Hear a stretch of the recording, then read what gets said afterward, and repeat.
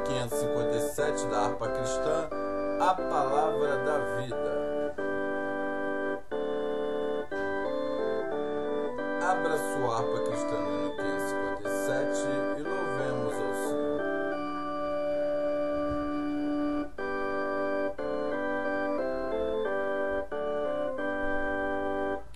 Cristo, ó celeste vida, manifesta o teu poder, vivifica os sem alentos, faz os mortos reviver, vida eterna, venha a todos conceder.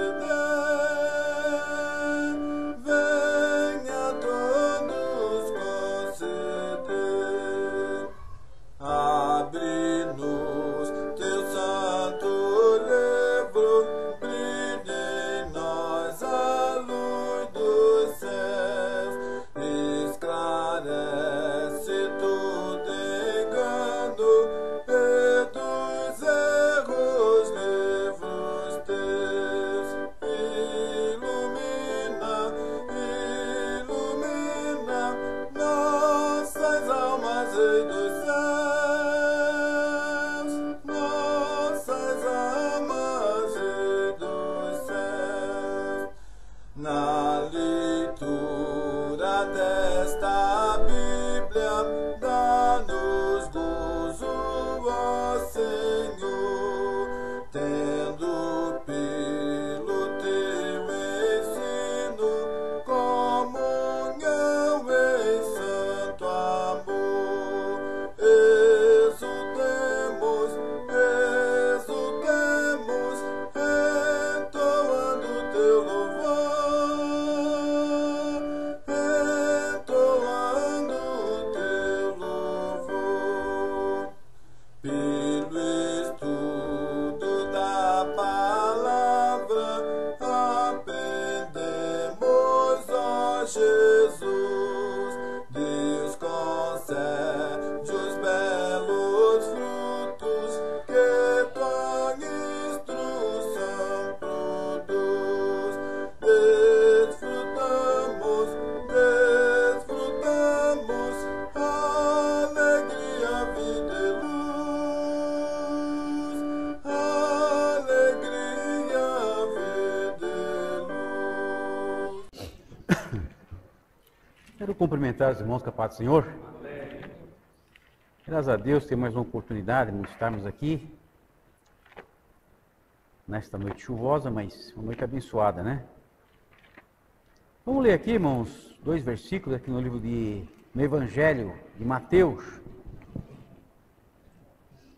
Capítulo 3 do Evangelho de Mateus.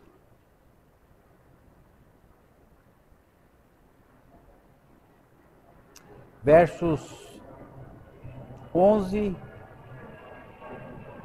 e 12. Evangelho de Mateus, capítulo 3, versos 11 e 12. E eu, em verdade, vos batizo com água para o arrependimento. Mas aquele que vem após mim é mais poderoso do que eu, cujas alparcas não sou digno de levar. Ele vos batizará com o Espírito Santo e com fogo. Em sua mão tem a pá. Ele limpará a sua eira e recolherá no celeiro o seu trigo, e queimará a palha com o fogo que nunca se apagará. Amém. Pois bem, irmãos, a palavra de Deus, como está escrito lá no livro de Hebreus, no capítulo 4, ela é viva e eficaz, e mais penetrante que espada alguma de dois gumes. Penetra até a divisão da alma e do espírito, das juntas e medulas, e é apta para discernir os pensamentos e as intenções do coração do homem, né? Esta palavra que foi entregue à igreja pelo próprio Senhor Jesus Cristo, para que levasse ela pelo mundo todo e pregasse a palavra, né? Nós vemos aqui nesse texto que eu tenho lido, quando João estava trazendo para aquelas pessoas as credenciais do seu ministério, explicando o que é que estava acontecendo, ou o que estava para acontecer. Coisa assim, eu, em verdade, vos batizo com água para o arrependimento. Mas aquele que é após mim é mais poderoso do que eu. Aqui uma coisa muito interessante. Ele batizava com água. De onde ele tirou isso? Principalmente dos essênios, que eram aqueles judeus que viviam, para o deserto, bem radicais. Mas também os judeus tinham o costume de batizar os prosélitos, que se convertiam ao judaísmo. E ele estava dizendo aqui que esse batismo era para o arrependimento. Quer dizer, arrependimento significa metanoia, mudança, A pessoa muda a mente. A sua mente, até aquele momento, ela funcionava de um jeito, de uma direção.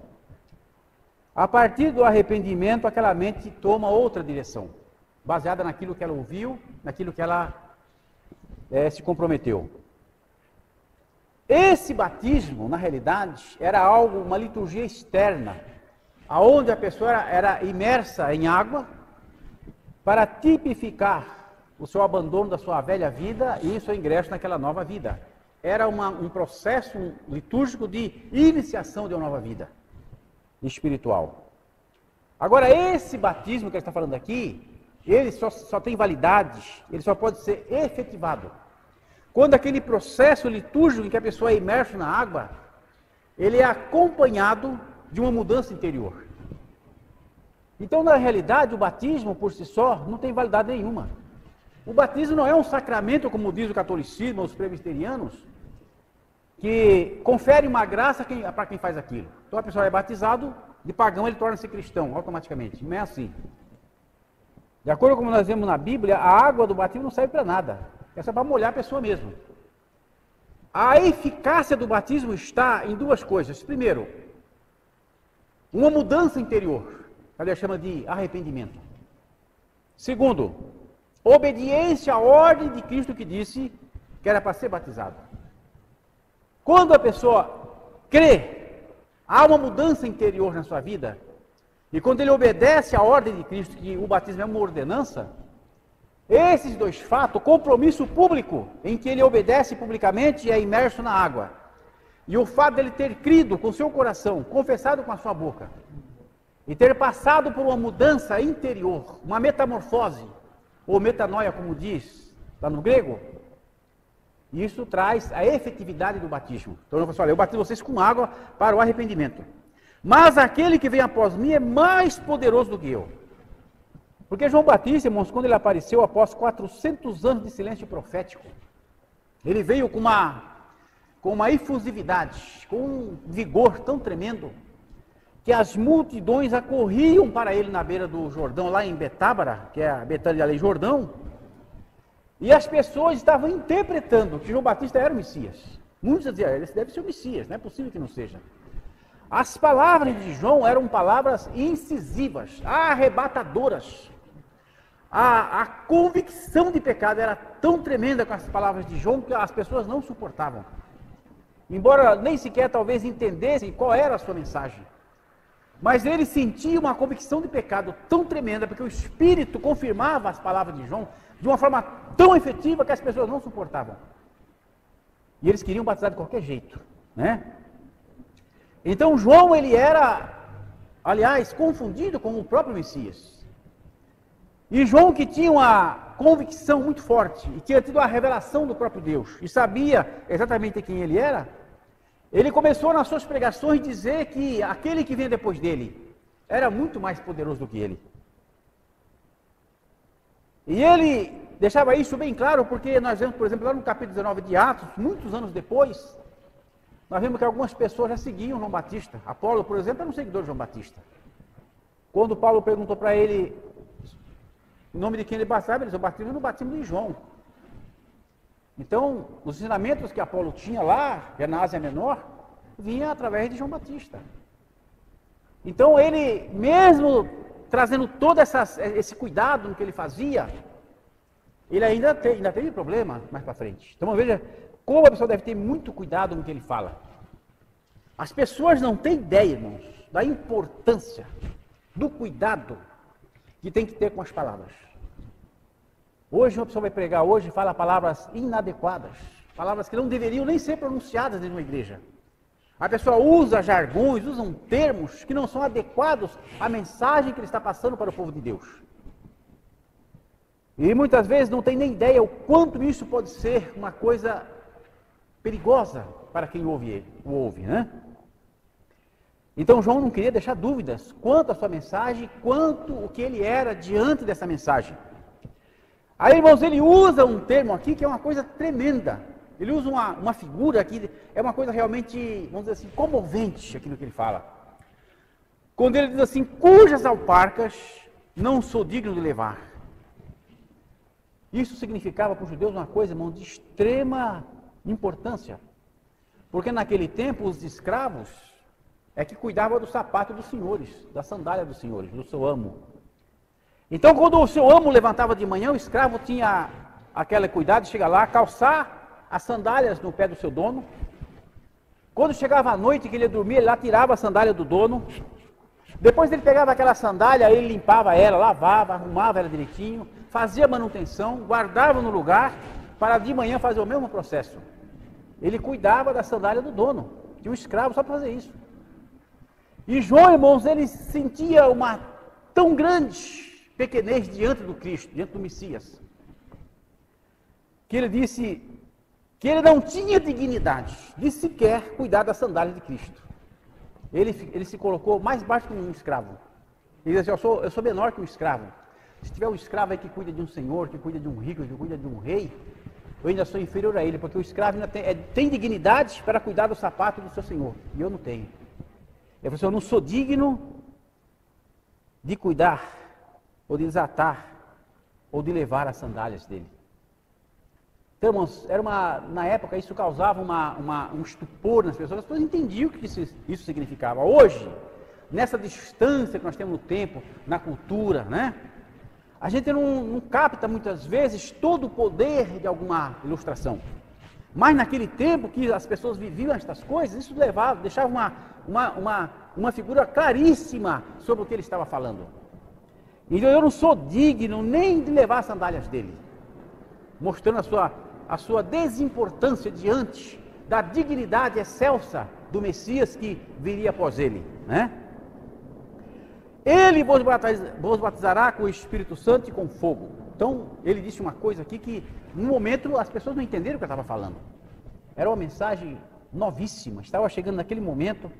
João foi o precursor do próprio Cristo. E, como tal, também foi o precursor da mensagem evangelística para o mundo.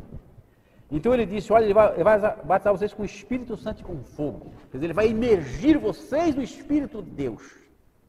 Aqui ele estava falando, dando testemunho, que Deus é um Deus triuno, é um Deus Pai, Filho e Espírito Santo, né?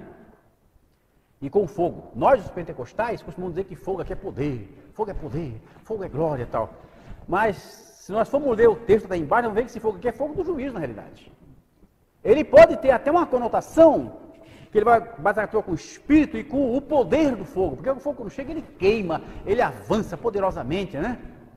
Então, pode ter essa conotação, mas aqui, nem sempre é aquilo que nós falamos, na realidade, né? Em sua mão tem a pá. A pá, irmãos, era um instrumento de madeira, que as pessoas usavam naquele tempo para separar o trigo da palha. Depois que o trigo era malhado lá na eira, né? Então, tinha que separar a palha do trigo. Aí, a pá era um instrumento que o agricultor fazia, para muitas vezes jogar o trigo e o vento levava a palha, né? E o trigo caía. Então a pá era um instrumento de separação entre o trigo e a palha. Isso, irmão, fala do ministério de Cristo. É assim, que ele tem na mão dele uma pá, e essa pá ele vai limpar a eira. Quando o agricultor ia limpar a eira, com aquela pá, significava duas coisas, que imediatamente iriam acontecer após aquilo. Primeiro, o trigo ia ser recolhido, ia ser guardado lá no celeiro. E a palha ia ser queimada.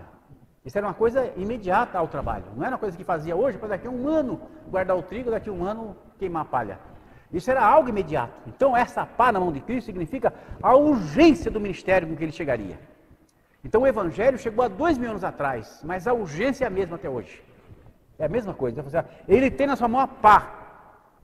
E ele vai limpar a sua eira. Quer dizer, ele vai fazer a separação. E recolherá no celeiro o seu trigo. E queimará a palha com o fogo. Nunca se apagará. Isso significava que o Messias, quando ele surgisse naquele contexto, que ele já estava por ali, ele já viria com a pá. Esta pá tipificava o seu ministério de separação entre o trigo e a palha. E que este processo demandaria outros 2 processos subsequentes, que era guardar o trigo no celeiro e queimar a palha para purificar a eira. Então, meus irmãos, esta realidade da separação entre o trigo e a palha é um processo inerentemente evangelístico.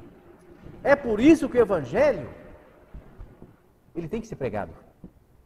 A gente hoje, irmãos, infelizmente, as pessoas estão perdendo tempo nas igrejas, pregadores que usam o púlpito não têm essa capacidade de entender o que significa isso. Pregar o Evangelho. Não se prega o Evangelho. Porque o Evangelho, irmãos, é o anúncio da salvação de Deus em Cristo. Aonde ele vem no meio do povo, através da sua palavra, através do querigma do Evangelho, a proclamação do Evangelho. Quando o Evangelho é proclamado, irmãos, é o Cristo com a pá na mão, fazendo a separação entre o trigo e a palha. Mas como se não prega o Evangelho, o trigo e a palha estão misturados. Não se pode guardar o trigo, não se pode queimar a palha. Então estamos em um ímpasse nesses dias finais, aonde as pessoas, os pregadores, esqueceram-se do que significa pregar o Evangelho. Pregam sobre tudo, menos sobre falar o Evangelho de Cristo. E este Evangelho, irmãos, quando ele é pregado, seja dentro de uma igreja, seja numa praça, seja em qualquer lugar, no rádio, na televisão, a pá de Cristo vai separando o trigo da palha. O trigo vai sendo preparado para guardar lá no celeiro. E a palha não fica preparada para ser queimada. Então isso aqui, este ministério em que está com a pá na mão, mostrando que esse trabalho está sendo feito já, isso há 2000 anos atrás. Então nesses 2000 anos o Evangelho tem feito isso. O que significa isto? Nós não cremos, como dizem os cristãos reformados, de que Deus escolhe algumas pessoas para a salvação, escolhe outras para a condenação. Nós não cremos assim. A Assembleia de Deus ela é arminiana, não é calvinista. Agora, nós cremos assim, que o homem é separado através da pregação. Esta é a realidade. Então, se Deus não separou as pessoas, se Deus não determinou quem vai ser salvo, ou quem vai se perder, como dizem os calvinistas, então quem é que vai se salvar? E como? Eles dizem que quando uma pessoa é escolhida por Deus, Deus coloca nele uma pré-regeneração, em que ele, ao ouvir a palavra, se converte. Aquele que não foi escolhido, não tem essa pré-regeneração, não tem como ouvir o Evangelho, e se perde automaticamente. Agora, nós cremos, irmãos, que a palavra, o Evangelho, quando ele é anunciado, ele tem um poder, uma efetividade totalmente particular, como disse Paulo aos Romanos. Porque o Evangelho é o poder de Deus para a salvação daquele que nele crê. É um poder que a pessoa, estando morto nos seus delitos e pecados, como está lá em Efésios, o Evangelho tem o poder de atingir aquela pessoa morta. Aí está a importância do Evangelho. Porque se Deus não escolheu A, não escolheu B para a salvação ou para a condenação, esta pessoa vai ser escolhida através da pá de Cristo. A pá é o ministério evangelístico. Quando o Evangelho é pregado, o Espírito de Deus, ele ativa a palavra. Ele ativa a palavra com um poder tão tremendo que este poder, ele tem capacidade de ressuscitar o morto espiritual. A pessoa está morto. Ninguém tem condições de corresponder ao amor de Deus. Deus procura pessoas para salvar, mas as pessoas estão mortas. Como pode um morto ouvir?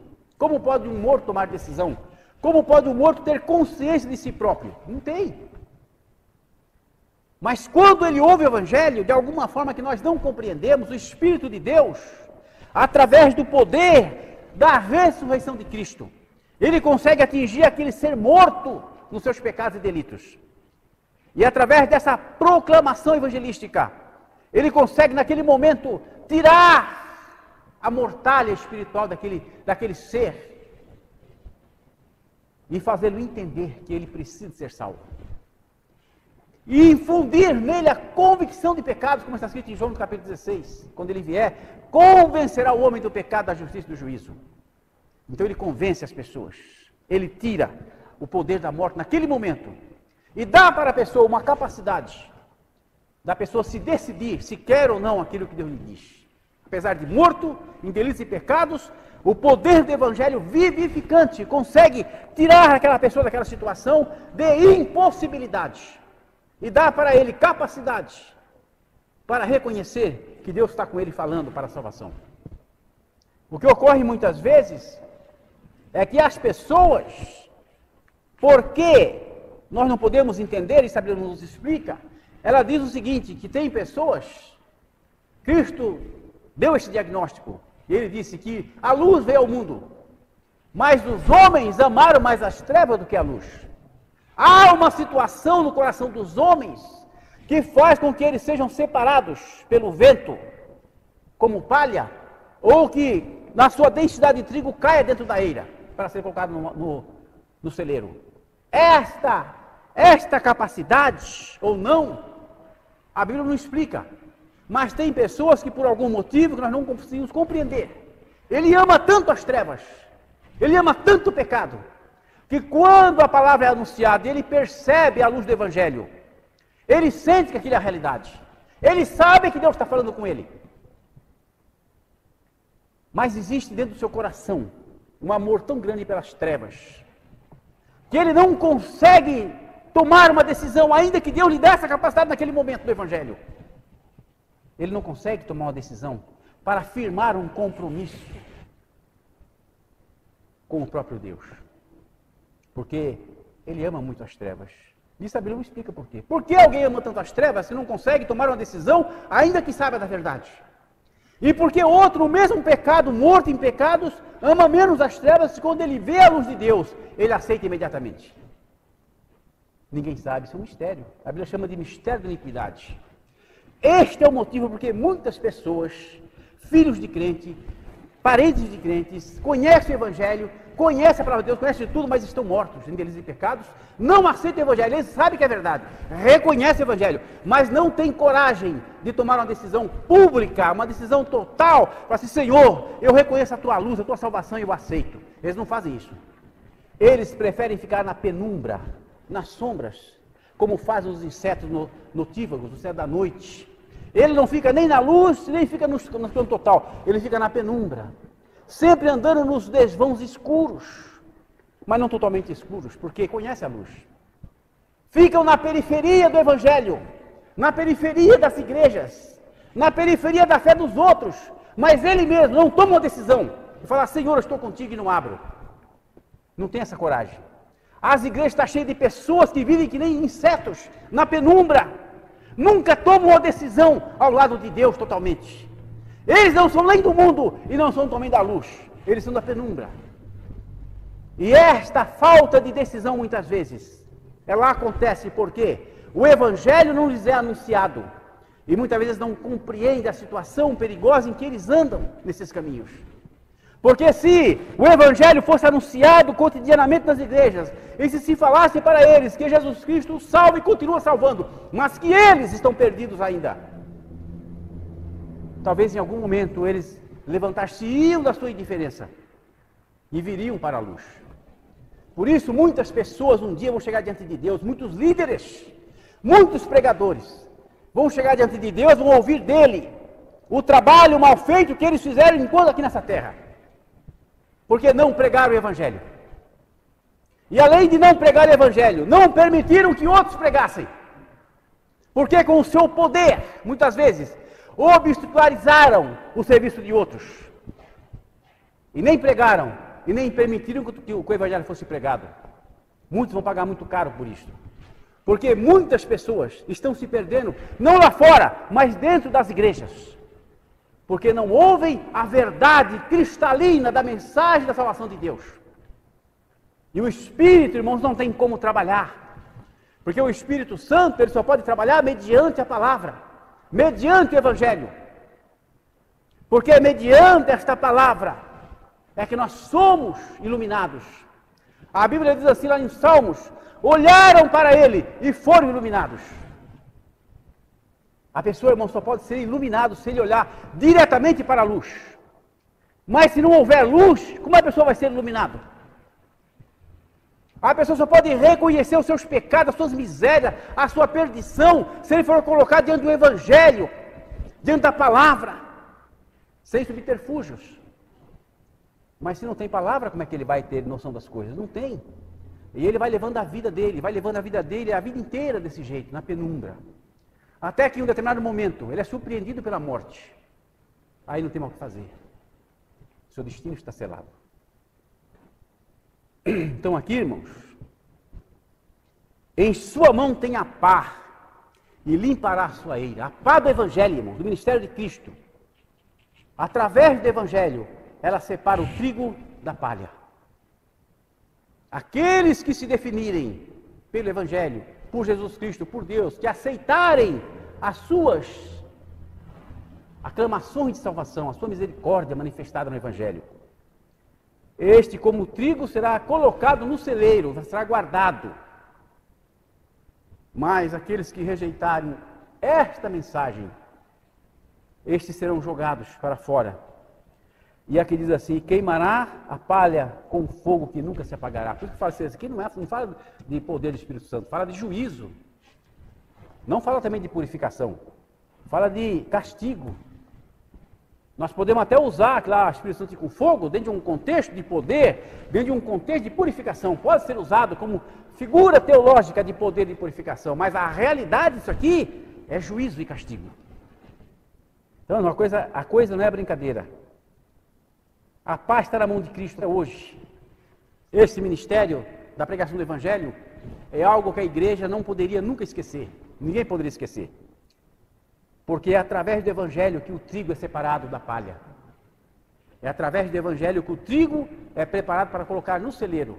E é através do Evangelho que as pessoas são realmente preparadas ou para o celeiro ou para o juízo.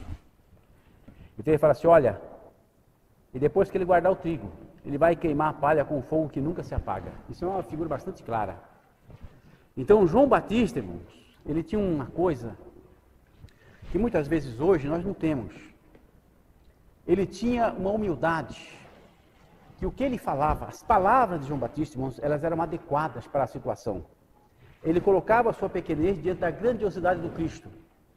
Mas o que ele falava tinha a ver com a importância que Deus dava para o ser humano perdido, levando as pessoas ao arrependimento. É por isso que quando ele falava o Evangelho, irmãos, o Espírito de Deus, ele trazia a convicção de pecado aos corações.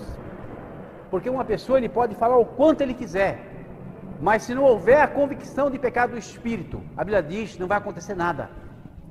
Agora, esta convicção do Espírito, ela é ativada com a fé da pessoa que prega, com a fé das pessoas que estão em espírito de oração, para que as pessoas sejam iluminadas pelo Espírito de Deus, né?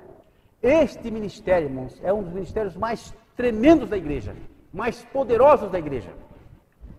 Agora, para encerrar, irmãos, nós falamos, mas por que hoje, então, nós vemos pouca efetividade? Porque não vemos o Evangelho ser pregado. O Evangelho tem que ser pregado, irmão. Tem que se dizer que Jesus Cristo, ele salva. É chegar assim, irmãos, Jesus salva, Jesus cura, Jesus bateu o Espírito Santo e leva para o céu. E que está escrito que aquele que crer e for batizado vai ser salvo, porém aquele que não crer será condenado. Esta é a mensagem que tem que se pregar, irmãos. Ah não, mas vamos pregar só isso todo dia, não vamos poder dar uma pregação bonita e tal. Deus não precisa de pregação bonita. Deus precisa que fale a verdade. Ele que fala a verdade com convicção e com poder. Use as palavras adequadas para que as pessoas possam ser atingidas, irmãos, pela revelação do Espírito. Essa é a realidade. Aí quando se faz isto, a palavra de Deus funciona. As pessoas reconhecem seu pecado. O Espírito traz a convicção de pecados. E a pessoa aceita Jesus Cristo, mas aceita de verdade. Não é como nós vemos hoje, a pessoa vem para aqui dando risada e volta dando risada e nunca mais aparece na igreja. Ou pessoas que vêm aqui na igreja, mas nunca ficam crentes. Ficam na penumbra, sempre na penumbra. Aquelas pessoas que se convertiam chorando, irmãos. Eu conheço um irmão dessa igreja aqui, que ele veio para essa igreja, a esposa dele trouxe ele aqui, nessa igreja, ele contou para mim. Ele era incrédulo, a esposa era crente, ele falou assim, eu vou lá na igreja só para contentar ela, mas eu vou só para dar risada, muito lá não serve para nada. Ele chegou aqui, irmãos. Quem pregou aqui nesse dia? Quem pregou? Mas pregou o Evangelho. Ele disse, irmão, que ele estava lá atrás. Quando ele ouviu falar de Cristo, da salvação, ele foi tomado por uma coisa tão tremenda que ele ficou tão desesperado, irmão, tão desesperado, que ele não tinha feito nenhuma pena, já veio correndo e estava chorando aqui na frente. E se tornou um crente, irmãos, tremendo. Até hoje esse homem é crente de verdade, que é o irmão Zé Dias. Até hoje. Se converteu de verdade, irmãos. Então é isso que precisa, pregar o Evangelho. E o Espírito de Deus vai fazer o trabalho dele, que é convencer as pessoas do pecado. E a pessoa vai tomar a decisão correta. E vai ser crente que vai dar muito fruto, vai dar muita coisa boa para o reino de Deus. Deus abençoe os irmãos em nome de Jesus. Amém.